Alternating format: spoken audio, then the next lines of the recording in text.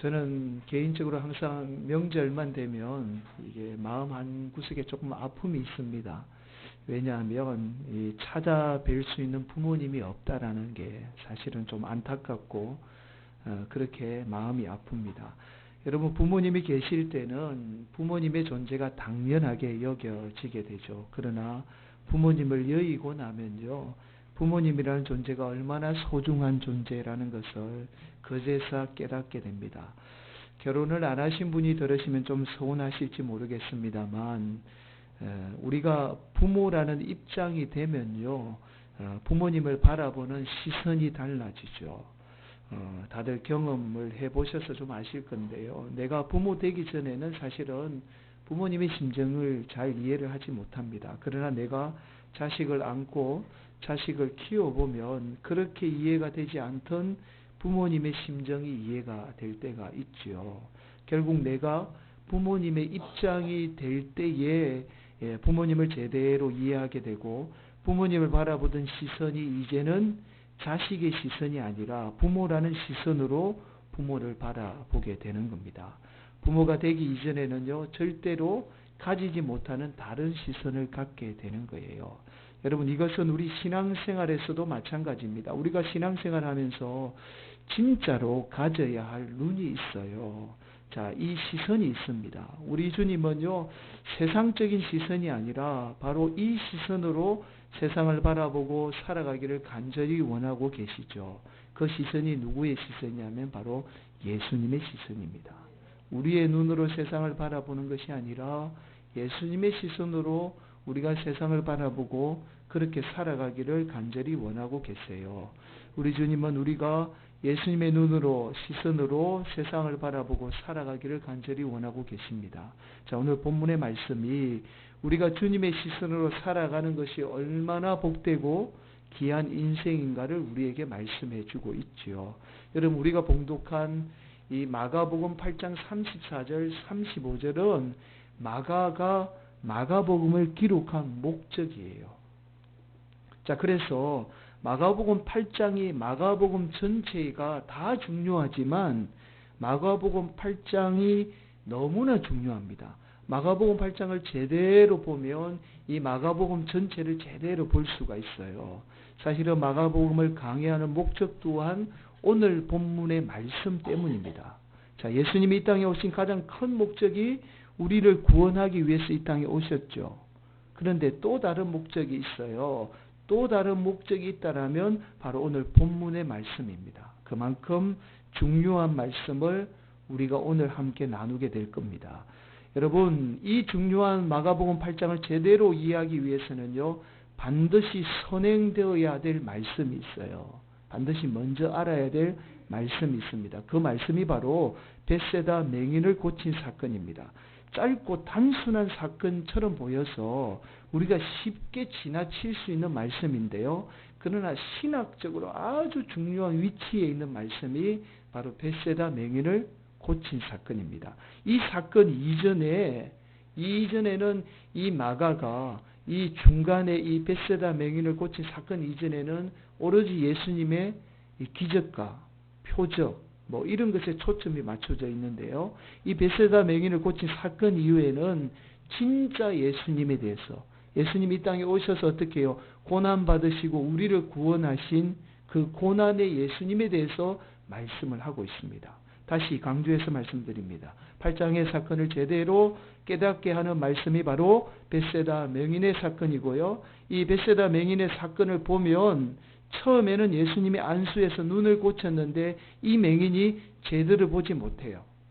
자, 그래서 다시 예수님이 안수를 합니다. 그러자 제대로 볼 수 있게 됩니다. 자, 이처럼 벳세다 맹인의 사건이 8장 전체를 제대로 보게 하는 역할을 해요. 나아가서 이 마가복음 전체를 제대로 보게 하는 역할을 하고, 또 예수님이 어떤 분인가, 신약 성경 전체가 어떤 성경인가를 제대로 보게 하는 역할을 이 벳세다 맹인 사건이 하고 있다라는 거예요. 자, 무슨 말씀인지 잘 이해가 안 될 거예요. 먼저 벳세다 맹인 사건을 살펴보겠습니다. 예수님이 벳세다라는 곳으로 가게 됩니다. 이때 앞을 보지 못하는 맹인 한 사람이 사람들의 손에 이끌려서 예수님 앞에 나오게 돼요. 자, 그러자 예수님이 이 사람을 따로 마을 밖으로 데리고 나갑니다. 그리고는 눈에 침을 뱉어서 안수하고 이 사람을 눈을 고치게 돼요. 그리고는 예수님이 무엇이 보이느냐라고 물어봅니다. 그러자 이 사람이 24절에 이렇게 대답해요. 24절입니다. 쳐다보며 이르되 사람들이 보이나이다. 나무 같은 것들이 걸어가는 것을 보나이다 하거늘. 여러분, 대부분 예수님이 안수하면 질병이 거적시 고침을 받게 되죠. 그런데 이 맹인은 예수님이 안수했음에도 불구하고 지금 제대로 보지 못하고 있는 거예요. 사람들이 마치 나무처럼 보인 겁니다. 그러자 예수님이 다시 안수를 해요. 자, 그러자 25절에 의하니까 모든 것을 밝히 보았다라고 기록하고 있습니다. 단시 안수했더니 모든 것을 다 밝히 보게 되었다라는 말씀이죠. 여기에서 나무가 상징적으로 나타내는 의미가 있습니다. 우리가 예수님을 믿어도 세상을 바르게 볼 수 있는 게 아니라는 거예요. 반드시 예수님의 십자가를 통해서 우리가 세상을 바르게 보게 된다라는 말씀입니다. 이것을 흔히 우리는 거듭남, 다른 말로 성화라고 이야기합니다. 우리가 예수를 믿고 구원은 받지만 우리가 거듭나는 문제는 다른 문제라는 거예요. 자, 거듭나는 삶을 통해서 우리가 제대로 세상을 바라보게 되고 제대로 세상을 살아가게 된다라는 말씀입니다. 이 거듭난 삶을 살기 위해서는 반드시 뭐가요? 십자가를 통해서만 가능하다라는 말씀이에요. 자, 그리고 이어서 우리가 너무나 잘 아는 베드로의 고백 사건이 나와요. 예수님이 제자들에게 물어보죠. 사람들이 나를 누구라고 하더냐라고 물어봐요. 그러자 제자들이 이렇게 대답합니다. 28절이죠. 제자들이 여짜와 이르되 세례 요한이라 하고 들으는 엘리야, 들으는 선지자 중에 하나라 하나이다. 사람들은 그냥 예수님을 선지자 중에 한 사람으로 보았던 거죠.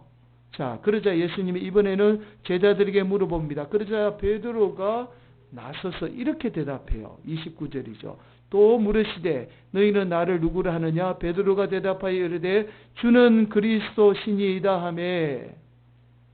여기서 그리스도라는 말이 헬라어로 기름 부음 받은 자라는 뜻이에요. 히브리어로는 메시아라는 말입니다. 우리가 예수님을 메시아라고 이야기하는데 이 메시아는 뭐예요? 히브리 말로 기름 부음 받은 자. 예수 그리스도라고 할 때 그리스도는 헬라어로 기름 부음 받은 자라는 뜻이에요. 그런데 여기에서 베드로가 예수님을 고백할 때 단순히 기름 부음 받은 자라고 말하는 게 아니에요. 예수님 우리의 구세주입니다. 하나님의 아들입니다라고 그 고백이 이 그리스도라는 말 안에 다 포함이 되어 있어요. 그래서 마태복음 16장 16절은 이렇게 기록하고 있죠. 시몬 베드로가 대답하여 이르되 주는 그리스도시요 살아계신 하나님의 아들이시니이다. 베드로가 예수님은 우리의 구원자이시며 하나님의 아들입니다 라고 고백을 한 거예요. 그러자 예수님이 이 베드로에게 대단한 칭찬을 합니다. 마태복음 16장 18절 말씀이죠. 또 내가 내게 이르노니 너는 베드로라. 내가 이 반석 위에 내 교회를 세우리니 엄부의 권세가 이기지 못하리라. 베드로의 바른 신앙 고백을 통해서 예수님이 베드로에게 복을 주시는데요. 어떤 복을 주시느냐 하면 베드로를 통해서 교회를 세우겠다는 거예요. 또 베드로에게 엄부의 권세가 이기지 못할 권세를 베드로와 그 베드로가 세운 교회 위에 주시겠다라는 하나님의 약속의 말씀이죠. 자, 여기까지는 별 문제가 없어 보입니다. 그런데 예수님이 베드로가 고백한 것을 아무에게도 말하지 말라고 엄히 경고를 하게 돼요. 자, 그러면서 31절에 예수님이 처음으로 드러내놓고 예수님이 어떻게 해요? 장로들과 대제사장, 서기관들에 의해서 십자가에 못 박혀 죽을 것이다 라고 제자들에게 처음으로 죽음에 대해서 말씀을 하기 시작합니다. 자, 그러자 베드로가 가만히 듣고 있다가 이건 아니다라고 생각을 했던 것 같아요. 여태껏 자신의 모든 것을 다 포기하고 예수님을 따라다녔는데 예수님이 죽으면 모든 것이 다 한순간에 물거품으로 돌아간다라고 생각을 했던 거죠. 그래서 베드로가 예수님에게 이렇게 말하죠. 32절이에요. 드러내놓고 이 말씀을 하시니 베드로가 예수를 붙들고 항변하며, 지금 붙들고 항변하는 거예요. 분위기가 조금 이해가 되세요? 이 항변하다라는 말이 어떤 말이냐면 에피티마오라는 헬라어인데 그냥 항변이라고 번역을 했지만 사실은 꾸짖는 거예요. 베드로가 지금 예수님을 막 붙들고 예수님을 꾸짖고 이야기하는 거예요. 지금 당신이 잘못 생각하고 있는 겁니다. 지금 무슨 말 합니까? 이러시면 안 되는 거 아닙니까? 좀 똑바로 했으면 좋겠습니다. 지금까지 당신만 믿고 따라온 무리가 얼마나 많은데 죽는다니 그게 말이 됩니까? 이렇게 예수님을 막 붙들고 지금 예수님을 꾸짖고 있는 거예요. 여러분, 물론 베드로의 입장에서 보면 충분히 이해가 되죠. 자신을 다 포기한 채 예수님을 3년간 따라다녔습니다. 예수님의 나라가 임하면 천대받던 자신이 이제는 어떻게 해요? 천대받지 않고 좀 사람답게 대우받을 수 있는 그런 기대감들이 있었을 거예요. 또한 다른 민족으로부터 멸시와 억압을 받던 자신의 민족이 구원받을 수 있을 거라는 그런 기대감도 있었을 겁니다. 그러나 예수님이 베드로의 이런 태도에 대해서 단호하게 말씀하여 33절입니다. 우리 함께 봉독합니다. 시작. 예수께서 돌이키사 제자들을 보시며 베드로를 꾸짖어 이르시되 사탄아 내 뒤로 물러가라. 내가 하나님의 일을 생각하지 아니하고 도리어 사람의 일을 생각하는도다 하시고, 예수님이 그렇게 칭찬한 베드로에 대해서 이번에는요 뭐라고 꾸짖으시느냐 하면 사탄막이라고 그래요. 여러분, 베드로를 그렇게 꾸짖고 있습니다. 여러분, 베드로가 사탄막이라는 소리를 들으며 예수님으로부터 책망받은 이유가 있어요. 바로 베드로가 하나님의 일을 생각하지 않고 자신의 입장에서 사람의 일을 생각한 겁니다. 다시 말씀드리면 하나님의 시선에서 세상을 바라보지 않고 여전히 자신의 욕망의 눈으로만 세상을 바라보고 있는 거죠. 자, 여러분, 그러자 34절에서 예수님이 이렇게 다시 말씀합니다. 무리와 제자들을 불러 이르시되 누구든지 나를 따라오려거든 자기를 부인하고 자기 십자가를 지고 나를 따를 것이니라. 베드로처럼 아무리 권세를 가져도 예수님이 지셨던 그 십자가 지고 예수님 따르지 않으면 결코 구원받을 수 없다라는 말씀이에요. 여러분, 여기에서 자기를 부인하고 자기 십자가를 진다라는 것은 예수님처럼 십자가 지고 죽으라는 말씀이 아니에요. 자기 부인이라는 말은 어떤 말이냐면 자기 생각, 자기 가치관, 자기 욕망, 심지어요 교회 안이나 밖에서 자신이 옳다라고 생각하는 것, 이거 다 부인하라는 거예요. 다른 말로 자기 중심적인 삶에서 벗어나라는 말씀입니다. 여러분, 베드로의 입장에서 보면 인간적으로 베드로의 생각이 그렇게 나쁘지 않아요. 아주 건전한 생각입니다. 여러분, 예수님을 통해서 자신이 잘 되는 게 얼마나 귀한 생각입니까? 또한 잃어버린 나라를 다시 되찾는 것 얼마나 귀한 생각인지 몰라요. 그러나 아무리 귀한 생각이라도 자신의 생각, 자신이 추구하는 것 포기하지 않고 하나님의 일을 생각하지 않으면 그것은 잘못되었다라는 거예요. 그리고 우리 주님이 지셨던 십자가, 그 희생의 십자가 지고 우리 주님을 따르는 인생이 되어야 한다라는 말씀입니다. 그 인생이야말로 온 천하보다 귀한 인생이라는 거예요.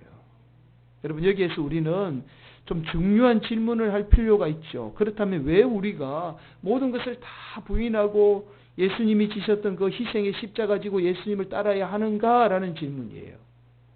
이 질문에 대한 해답이 바로 앞서서 말씀드렸던 벳세다 맹인을 고친 사건을 통해서 찾을 수가 있어요. 그래서 벳세다 맹인을 고친 사건이 신학적으로 아주 중요한 그런 말씀이다라고 말씀을 드린 겁니다. 여러분, 우리가 자신을 부인하고 예수님이 지셨던 그 희생의 십자가 지게 되면요, 우리는 나라는 눈으로 세상을 바라보는 것이 아니라 예수님의 눈으로 세상을 바라보게 됩니다. 그래서 진짜 세상을 제대로 보게 되는 거예요. 우리가 예수님의 십자가를 지고 희생하게 되면요, 예수님의 눈을 갖게 됩니다. 나라는 이기심에 가득 찬 눈으로 세상을 바라보는 것이 아니라 예수님의 입장에서 세상을 바라보고 예수님의 입장에서 세상을 살아가게 되는 거예요. 이게 중생입니다. 이것이 거듭남의 비밀이에요. 여러분, 거듭남에 대해서 뭐 성령 받아야 된다, 기도 열심히 해야 된다, 예배 뭐 드려야 된다, 이런 거 말씀하시는 분이 간혹 계시는데, 여러분, 아닙니다. 여러분, 이러한 것들이 우리를 거듭나게 하는 게 아니에요. 오직 예수 그리스도의 십자가를 통해서 우리 주님이 지신 십자가를 내가 질 때에 우리는 거듭나는 인생이 되는 거예요. 여러분, 아무리 예수님을 믿고요, 여러분이 복을 많이 받아도 우리가 이 예수님의 시선을 가지지 않으면 여러분은 온 천하를 다 얻고도 결국에는 자기 목숨을 잃게 됩니다. 이 말은 여러분이 예수님을 믿고 신앙생활 한다라고 하지만 지금 예수님을 믿는 게 아니라 여러분 사탄 마귀에 속아서 우리 안에 있는, 여러분 안에 있는 나라는 우상을 섬기고 있는 거예요. 그래서 결국에는 구원받지 못하는 거죠. 여러분, 앤드류 머리라는 목사님이 완전한 순종이라는 책을 썼어요. 이 책에 보면 이런 이야기가 나옵니다. 마귀가 된 것은 자기였다. 원래는 하나님의 천사였는데 자기를 높이려는 마음이 생겼고 그리하여 지옥의 마귀가 되었다라는 거예요. 여러분, 마귀가 원래는 천사였잖아요. 근데 자기가 높아지고 싶은 그 마음 하나가 마귀가 된 거예요. 인간이 타락하게 된 원인도 바로 여기에 있다라는 거예요. 하와는 자기 자신을 위하여 뭔가를 추구했다. 자기 욕망을 추구했죠. 그래야 우리의 최초의 조상은 온갖 죄의 비참함 가운데 떨어지고 말았다. 그 후손인 우리도 그 무서운 죄의 본성을 타고났다라는 거예요. 여러분, 우리가 왜 자꾸만 자기 자신에게 집중하시는지 아시겠습니까? 우리가 예수 믿어도 여전히 우리 안에 무서운 죄의 본성이 자꾸만 나에게 집중하도록 만들어요. 그래서 결국에는 우리를 비참하게 만듭니다. 여러분, 우리가 자기 자신에서 벗어나지 않으면 우리는 끊임없이 나라는 우상을 우리 안에 만들어냈어요. 결국은 여러분 인생이 비참하게 돼요. 여러분, 죄는 다양한 형태로 나타나지만 그 본질은 단 하나입니다. 인간은요, 하나님의 보좌 앞에서 하나님을 찬양하기 위해서 시험을 받았습니다. 그런데 그 보좌를 우리가 깨차고 앉았어요. 그곳에서 내가 찬양받아야 돼 라고 하는 게 죄의 본질입니다. 베드로가 예수님의 십자가 사건 이후에 오순절 성령을 경험한 후에요, 이렇게 고백해요. 사도행전 2장 37절의 고백인데요. 우리가 어찌할꼬, 이렇게 고백합니다. 여러분, 그동안 자신이 그 죄의 본성에 의해서 자신이라는 우상을 섬기고 살아왔다는 것을 그제서 베드로가 깨닫게 된 거예요. 그러자 베드로가 뒤늦게 우리가 어찌할꼬 라고 가슴을 치며 베드로가 고백하게 된 거죠. 여러분, 사실은 예수님이 우리를 죽으라고 그렇게 자기를 부인하고 십자가 지라고 말씀하고 계신 게 아니에요.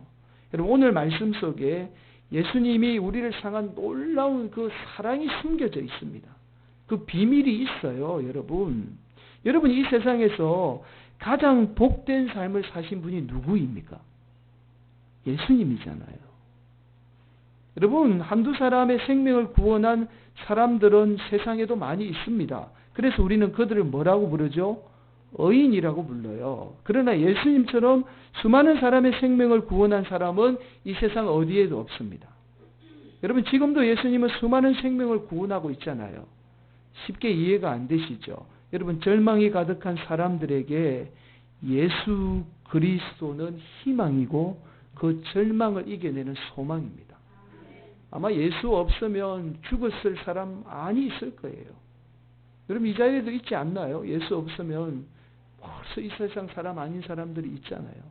그만큼 예수 그리스도는요, 수많은 사람들에게 희망을 주고 소망을 주어서 그 사람들을 살려냅니다. 그래서 이 세상에서 예수님처럼 복된 삶을 사신 분이 없어요. 자, 여러분, 우리가 바로 예수님처럼 자기를 부인하고 희생의 십자가 지면 우리도 예수님처럼 그렇게 복된 삶을 살게 되는 거예요. 그래서 예수님은 오늘 말씀을 통해서 우리가 세상에서 복된 삶을 살기를 간절히 원하고 계신 거예요. 예수님은 오늘도 저와 여러분을 사랑하셔서 이 세상에서 가장 복된 삶을 살아가도록 자기를 부인하고 희생의 십자가 지라고 우리에게 말씀하고 계신 거예요.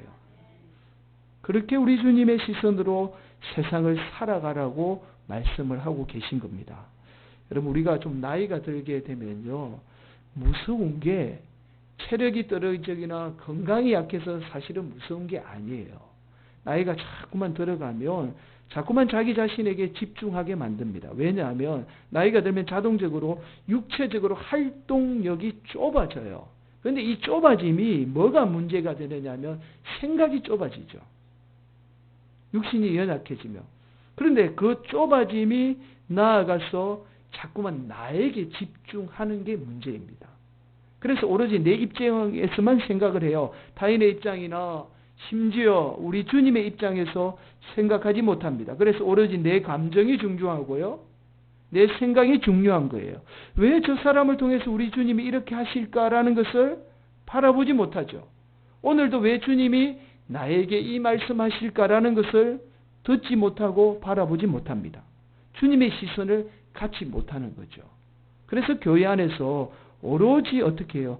내 시선으로 바라보게 되는 겁니다. 여러분, 이것은 나이가 드신 분만의 문제가 아니에요. 온통 요즘 문화가 젊으신 분들을 어떻게 하느냐면 젊은 사람들을 자기에게만 집중하게 만들어요. 그래서 요즘에 트렌드가 뭐예요? 자신이 행복해지는 겁니다. 온통 자신이 행복해지는 거예요. 그렇게 세상의 문화는 어떻게 해요? 자기 자신에게 집중하게 만들어요. 우리가 높은 자리에 오르는 문제도 마찬가지입니다. 여러분, 내가 높은 자리에 올라가면 더 겸손해져야죠. 그런데 실제로 그렇지 못해요. 모든 것이 나에게 맞추어져야 하고 내 입장에 따라야 한다라고 생각을 합니다. 이런 문제들은 오늘날 얼마든지 교회 안에 일어나고 있지요. 그래서 우리는 날마다 어떻게 해요? 나를 부인하고 우리 주님의 희생의 십자가 지어야 합니다. 나를 어떻게 해요? 포기해야 해요. 그것이 온전히 예수님을 따르는 길입니다. 그럴 때 우리는 예수님의 눈으로 세상을 온전히 바라보게 되는 거예요. 우리 성화교회 성도들이 이 예수님의 눈으로 세상을 바라보기를 소원합니다. 그러기 위해서는 이 눈은 우리가 오로지 예수님의 십자가 지고 나를 희생할 때에 우리 주님이 주시는 은혜의 눈입니다. 여러분, 예수님의 희생의 십자가 질 때에 가질 수 있는 눈이에요. 이 예수님의 시선은 세상이 볼 수 없는 것 보게 하는 능력이 있습니다. 놀라운 힘이 있어요. 그래서 우리가 주님의 십자가 지고 희생하여서 그 눈을 가지려고, 그 눈으로 세상을 살아가려고 애쓰고 노력을 해야 하는 거죠. 여러분, 2006년이죠. 출판이 되어서 많은 사람들에게 해자되었던 책이 내려놓음이라는 책입니다. 여러분, 이 책을 쓰신 분이 이용규 선교사님이에요. 이분이 우리가 잘 아는 우리나라를 대표하는 S대학을 나오셔서 미국의 하버드 대학에서 8년간을 피나는 노력 끝에 박사학위를 받았습니다. 그런데 박사학위를 받고도 모든 것을 다 포기하고 내려놓아요. 여러분, 그리고는 몽골로 선교를 떠나게 됩니다. 여러분, 잠깐 선교를 떠난 것은 가능하잖아요. 그런데 이분이 다 포기하고 아예 몽골로 들어가서 사신 거예요. 자, 내려놓음이라는 이 책은 이용규 선교사님이 몽골의 선교사로 가게 된 가정과 선교를 통해서 수많은 사람을 구원한 이야기들로 가득 차 있는 책이에요. 자, 이미 읽으신 분도 있을 건데요. 이 책에 이용규 선교사님이 이런 말씀을 해요. 앞에 보실까요? 불교나 뉴에이지 사상도 비우라고 가르치지만 내려놓으라고 가르치잖아요. 다른 종교들도. 그 비우는 자체가 목적이 된다는 거예요. 불교는 뭐예요? 비우는 게 그게 목적이 되잖아요. 그러나 하나님께서 우리에게 비우라고 하시는 궁극적인 목적은 하나님으로 채워지는 것에 있다라는 거예요. 기독교는 우리를 비우고 하나님을 채우라는 거라는 거예요. 하나님으로 채워질 때 우리는 비로소 진정한 행복을 경험하게 된다라고 이야기합니다. 여러분, 이 책에서 이런 이야기하죠. 우리가 하나님으로 채워지는 유일한 방법은 바로 오늘 본문의 말씀처럼 자기를 부인하고 예수님의 희생의 십자가 지는 길밖에 없다라고 이야기해요. 우리가 예수님의 희생의 십자가 지면 십자가 위에서 세상을 바라보게 됩니다. 그렇게 세상적인 눈이 아니라 예수님의 눈으로 세상을 바라보게 되는 거예요. 사랑하는 성도 여러분, 세상에서 가장 복된 삶을 살았던 분이 우리 예수님이라는 말씀을 들었죠. 우리 예수님이 많이 배워서 많이 가져서 세상에서 가장 복된 삶을 산 게 아닙니다. 예수님이 자신을 부인하고 희생의 십자가 지셨기 때문에 가장 복된 삶을 사신 거예요. 그 희생의 십자가만이 우리를 가장 복된 삶으로 인도하는 진짜 눈을 갖게 합니다. 사랑하는 성도 여러분, 오늘도 교회를 위해서, 성도들을 위해서, 세상을 위해서 희생의 십자가 기꺼이 지시는 그런 복된 성도들이 되시기를 예수님의 이름으로 간절히 축원을 드리겠습니다. 그래서 진짜 눈으로 세상을 바라보시고 그렇게 사시는 복된 성도들이 되시기를 예수님의 이름으로 간절히 축원합니다.